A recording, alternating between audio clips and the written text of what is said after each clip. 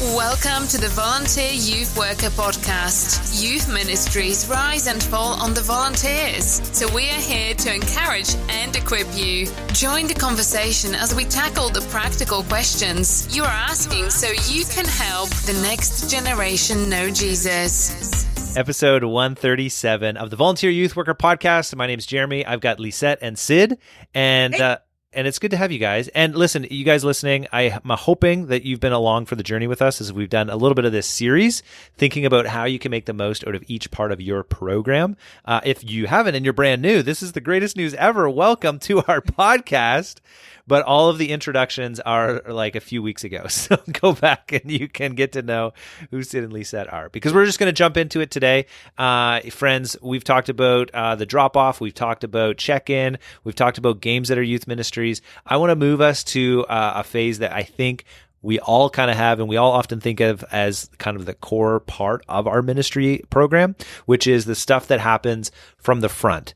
And the front is figuratively speaking. So sometimes it's, around the circle, but the teaching that happens, if there's like announcements, communication, if there's worship, but there's some type of thing that we're corporately engaged in, wanting students to be a part of. This is the moment that as leaders, I think there's an incredible opportunity for us to help maximize it. But oftentimes we think, oh, we're off the hook here. We're not in charge. They've got it from the front. And so it's easy for us to disengage. But the question is, how can we make the most out of the upfront times in our program? Sid, do you want to start us off? Yeah, you know what? I think like one of the things that I'm thinking about a lot, Jer, when I'm observing another ministry or group of people is that when the teaching's happening, we need to actually position ourselves as being with our kids in the midst of that teaching, right? So it was really fun. So are you going to tell a story? Because I want you to tell a story. You are a youth ministry communicator. You've spoken at a lot of camps and youth groups. Have you ever, as the speaker, seen something ridiculous happening in the crowd? Shoot. I don't know if I've seen ridiculous, you guys, but I'm having these feelings come up within me when I am speaking. And all of a sudden I'm like, is that actually happening? Like, is that leader and that other leader actually like joking with each other? In fact, if I'm going to be really honest with us right now, when I started youth pastoring in Canmore, Alberta, my wife was one of my volunteers, and our intern, his name was Todd, was a good friend of mine from Bible college who came to intern for a year. And those two had this stupid sense of humor and they couldn't quit laughing and stuff. And I just remember so clearly being so deeply offended that during my teaching time, my wife and my intern were making fools of themselves in the middle of our students. So that ended up creating some awkward conversations back home, et cetera, et cetera. So yes, in that sense, I have been there and we have now reconciled, my wife and I, and my friend Todd, and we're doing much better. But here's the point I want to make. When I'm looking for my leaders, when I'm, from as a communicator and even now as an observer, I'm not just actually, bothered or going, oh, if leaders are being a distraction. So first of all, leaders, don't be a distraction. Like, number one, please don't distract your kids from what we're trying to accomplish in that space. But then number two, also don't be distant. So the language that I'm kind of using right now is I'm saying, and there's lots to this, but I'm saying, I think oftentimes, or there are times when leaders position themselves as chaperones when really we want them to position themselves as shepherds. And what I mean by that is I think of a leader as a chaperone when they're primarily on the outside observing kids and just kind of controlling behavior. I think of them as a shepherd when they're in with their kids, journeying together with them. And so I just think, like, first of all, Jer, I'm thinking about physically be present in the midst of your students. That's like, that to me is just like the very first thing that I want to be doing with my leaders and trying to position them. And then from there, of course, there's more that we want to do. But at the very first, physically position yourself with your kids in a listening space. Yeah. So sit with them. That's really helpful. Sit with them. Yeah. Because honestly, I mean, there's some leaders, somebody's listening and they're like, it's kind of awkward. Like the kids all sit with their friends and they kind of sit together and so on like that. And so to try to normalize actually Yes. You don't have to like sit in the midst of all of them if they're like a tight knit group, but you should probably sit close enough that if you need to, you can have a conversation with them, or you could jump in, or you can hear what's going on. So yeah, sitting with your friends or sitting with your students as they sit with their friends is great. Lisette, anything you want to add to that particular part? Well, I'm just laughing because I'm thinking about it and I'm like, yeah, there's nothing worse than having to call out kids like while you're communicating from stage because you need their attention. But it's like the only thing that's worse than that is trying to call out leaders. Right? Wait, and the only thing that's worse than that is when your spouse is the leader you're trying to call out. 100%. Yep. For sure. But no, for sure. Like you just got to be with, right? Like that's a whole thing. That's what discipleship is. Be with. So get in there. But when you preach, Lisette, Kyle, your husband, he listens intently, doesn't he? 100% always, because I'm such a riveting communicator, obviously, also. There was a point my husband fell asleep once and he just said, well, your voice is so soothing. You know what? I'm out. All right. I don't get soothing. Guys. I get annoying. I don't get soothing. He was being cautious with his words, understanding he had been caught. And yes, very good. Okay, well, this is helpful. I hope this has been good for you guys in terms of your own personal counseling journey, needing to offload some of these therapy. Okay, so Lisette, talk to us more. So we want to sit with students as leaders, as volunteers, when we are experiencing, the ministry with our students. What are some other things we should be thinking about to try to make the most out of this part of our program? Yeah. I mean, we want you to be engaged, right? At the end of the day, what happens in this teaching and this upfront time is really intended to set you up for an incredible conversation with your students. If you have no idea what happened on stage, it's really hard to invite them into a good conversation, right? So it's really important for you to be engaged. The other thing is like the reason you're a leader is because people follow what you do. Right. And so we need you to lead in this space, and engagement is part of leadership, right? We laughed about this in the last podcast when we said, make every game the funnest game ever. That's your job as a leader. I think as a leader, you need to make everything that's happening on stage super engaging and important. You have to honor what's happening there as though it has value and it has purpose and it is something that they should value. Yeah. You know what, Lisette, when I'm thinking about a leader sitting there, staying engaged, there's kind of two, I think, spaces where my brain is. Number one, I want to stay engaged because I want to learn something from this. And so again, you're actually modeling that for your kids, this idea that I want to learn something from this. And where they're going to actually see that really well modeled is when you get to your conversation time and you can share something, man, this really stood out to me, or this was, I'm wrestling with this. What do you think? Right. And then the other thing that I would love my leaders to be processing is going, oh, that's something I should explore deeper with my kids. So, that's where my brain is at. I might be taking a few notes and that sort of thing. But again, that whole modeling thing is such a big deal, and it's saying to our students, this is really important. Like, we actually really value this, and we want you to value this as well. And they'll always, what you do matters way more than what you say. Yep. Yeah, it's interesting because I think a lot of our ministries are centered around the discussion that happens after the fact. And so you maybe are already knowing you've got a question sheet that you're going to try to get to and get through. But the best leaders, of course, don't just read the questions off the question sheet. The best leaders are able to connect the questions to whatever was being presented and to adjust the questions even on the fly based off of what they're kind of noticing and seeing. So the idea that, I can just let that happen in the other room or at the front and I'm disengaged and then I'll just read my questions and that's all my job is, that's underutilizing the opportunity you've got before you to I think, do good ministry to your students. Hey, Jared, I want to say one more thing about being engaged. If you're a volunteer leader and you are in a live speaking environment or space, and maybe even if it's captured content already, by being really engaged, you can also give constructive feedback. Like, you'll be able to say from that position, hey, just so you know, like, when you say things this way, this is how it's kind of heard out here, or it would help my group if you could maybe explain this or frame it this way. So your engagement isn't just for what you're modeling for your kids, but actually for how you can contribute to their experience by working with the communicator, or even saying something about the captured content. Oh, we need to change that. And Jared, one of the things we've experienced with one of the churches that we work with, where we actually create the captured content for them, is we're getting feedback from volunteers on the experience that can help us be better next week. So that kind of feedback is really invaluable for a communicator. Oh, yeah. The communicators that you've got in your ministry, they need your feedback because they need to be better for the sake of the gospel and the sake of the students. They need your feedback to become better next week and next month and next year. And, we've all been we all get a chance to communicate. So Lisette and Sid, I know you guys are communicators. You've also known and worked with great high quality communicators, but even the best of the best out there are desperate for the kinds of feedback that help them sharpen so that they are better at what they're trying to do. So we should say, Lisette, do you want to give any, or maybe we should just run another conversation if there are some communicators listening and they're like, how do I make the most of this time as I'm communicating? Yeah. I'm sure you would love to drop, you're an Orange communicator. You've reached all through the US. Like we should do another podcast. Maybe it would be the best thing to do. Super fun. Let's do it. Okay. Let's do it. So another episode, but if you've got questions about communicating, drop us a line in the show notes. You'll find my email, and we would love to do one specifically for you. Okay, but let's move on. So we've got actually physically be with students, sit with your students. That's number one. Number two, you as the leader need to be engaged. That's essential and critical. Is there anything else that we need to do, Sid, to make the most out of this time?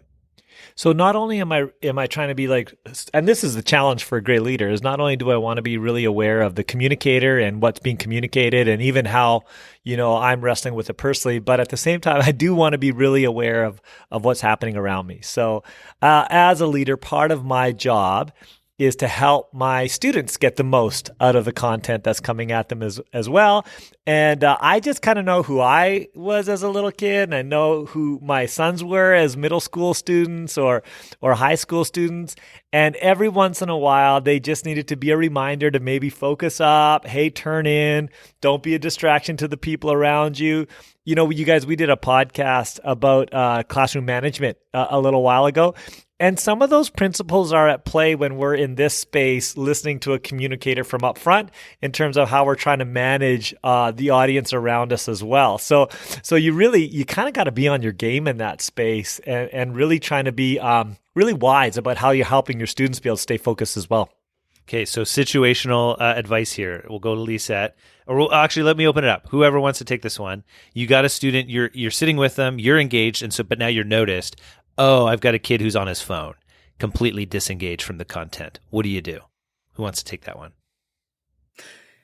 Take their phone and throw it across the room. Yeah? I actually thought that I was just grabbing it and smashing it on the floor right in front of them. Yeah. That's where I was.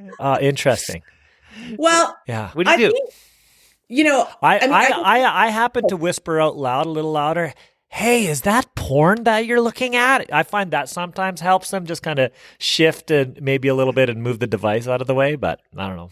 Yeah. That maybe doesn't work, depending on the group. Or there's another option. Let's try this other option. I mean, here's a couple things that run through my mind. One, are you sure they're disengaged? That'd be my first question. That's great. Some kids take notes on their phone. Some kids read the Bible on their phone. Brilliant. Some kids play games because that's how they listen and actually can intake. Now, some of them use that as an excuse. So I realize there's that other side. But I would just say don't assume just because they're on their phone or they look disengaged that they are. You might be surprised. But I think I've been known to just kind of give a nudge and be like, oh my gosh, wasn't that a good point? To find out what they give me back. If they give me back a blank stare, like, why are you messing with me? Then I might be like, hey, why don't we just listen? You can be on your phone again in a few minutes. Yeah? Cool. Let's go. And I just try to invite them back, right? Like I feel like that's one of the best things we can do. Hey, I want to bring up what you just said there, Lisette. I think our first position is to try to invite them back, not just confront them in terms of what they're doing. Yeah. And I think the other thing that I'm thinking about, remember, we're assuming we're all together. There's somewhat of a public space that we're in, is I'm trying to get there. So I don't want to assume they're being malicious. Love that. I want to invite them back, and I want to try not to publicly shame them. So however I'm going to interact with them, I want to be kind of somewhat discreet, if I could, and honoring of the person. So, that's, again, where my thinking is going when I'm trying to engage that young person in that space.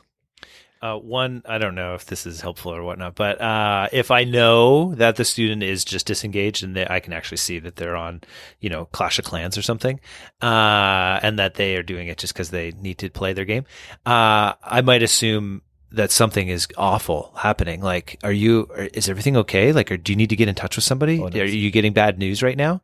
And the reason for that conversation is they'll be like, no, I'm just Like I'm just texting my buddy, or I'm just, I'm playing a game or something like that. Oh, because you're disengaged, I kind of thought maybe it was something serious. Like that's why you weren't engaged. Help me understand. What do you need to leave the room to text your buddy? Like giving, again, kind of the benefit of the doubt, but also this opportunity for them to lower the stakes a bit of like, no, I was just, got a text message. And so now it's like, oh, is it okay for you to disengage or like to turn off your phone or turn off notifications or something like that? And so now they're able to actually be the one bringing the thoughtfulness into the conversation. Do you know what I mean? Like they're able to say like, no, it's actually not a big deal. I can just pay attention now. So I don't know if that's just manipulative or, but it's worked for me. Well, hey, and I do think. Oh, go ahead, Sid. No, you go ahead, Lisette. Then I'm going to throw an idea. Well, I was going to say, like, as you talked about, like, as a small group leader, as a volunteer leader, giving feedback to your communicator and the person on stage, if that's like a consistent problem that you have a lot of kids with phones, I would ask them to talk about it from stage.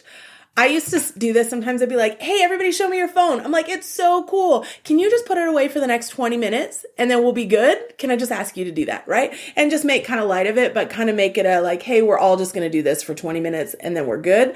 There might be a way for the platform to help you. Oh, that's great. Hey, let me throw this idea out there, you guys. Like when I'm working with my kids, my big concern is generally that they're not distracting others. Like that's my big concern. So I can't have one of my students distracting others. But depending on the student, depending on the level of trust, depending on kind of how far I can bring them, if they're not distracting others, sometimes I may not engage them in the moment on their focus on the stage. Do you know what I mean? Like I might go, oh man, at least they're not distracting others. That's a great step from where we were last week. And within the context of relationship over time, I want to continue to move them there. But at the lowest kind of the lowest space I want to be is to say, hey, we can't distract others. If you don't want to disengage, okay, maybe I'll try. But as long as you're not distracting others, at least you're here. Pretty excited about that. And maybe over the next little while, we'll be able to move you into a place where you're more actively involved. So I do think that we should have some wisdom on trying to understand the moment, who the student is, and what is actually an appropriate expectation for them in the space.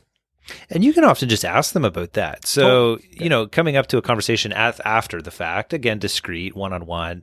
Hey, I noticed it was really hard for you to be engaged there. Like, just tell me more about that. Is this a difficult space for you to stay engaged? Or do you have a lot going on at home that's making you, tough to focus in? Is it, what can I do to be helpful for that? And I've had some students that are really honest and they're like, yeah, like I've got ADHD. I need to have something else. I need to have a fidget spinner. I need to do something with my, and whatever it might be, or just like, hey, I have a hard time sitting and listening to a lecture for 20 minutes. And like, pretty fair, actually. Like, I think it's hard for a lot of us to do that. So, by the way, I appreciate the throwback to the fidget spinner there, Jared. That was nice. I like it. But hey, I still bought some of those not long ago for some kids because it's real and it does help. My husband, because he has ADD, he always travels with things in his pockets, and he was a great middle school leader because he gets the fidget zone very well. But he'd always have like little Play-Doh or silly putty or whatever, and you'd see a row of them and they'd be like all playing, but totally, they were hearing it, and you just kind of got to know. You got to know your group. And so maybe that's the thing. Like as a group leader, the best way to make the most of this part of the program is to bring some of that stuff for students. Yep. And there's lots, just Amazon search for fidget toys and there's tons.